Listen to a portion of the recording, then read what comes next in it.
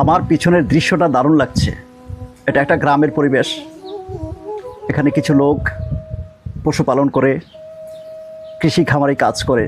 চমৎকার লাগছে। গ্রামের একটা ফ্লেভার, সবুজ, পাখির ডাক, দারুণ লাগছে। এই মুহূর্তে আমার একটা কবিতা মনে পড়ছে সুনীল গঙ্গোপাধ্যায়ের।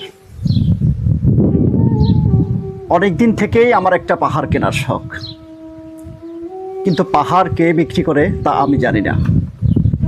যদি তার দেখা পেতাম, দামের জন্য আটকাতো না। আমার নিজস্ব একটা নদী আছে, সেটা দিয়ে দিতাম পাহাড়টার বদলে। কে না জানে পাহাড়ের চেয়ে নদীর দামই বেশি। পাহাড় স্থানও নদী বহমান, তবু আমি নদীর বদলে পাহাড়টাই কিনতাম, কারণ আমি ঠকতে চাই।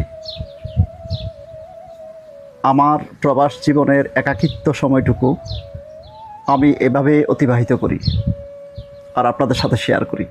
আমার ভিডিও ভালো লাগলে অবশ্যই শেয়ার করবেন, কমেন্ট করবেন, লাইক করবেন, আমার আইডিতে ফলো দিবেন।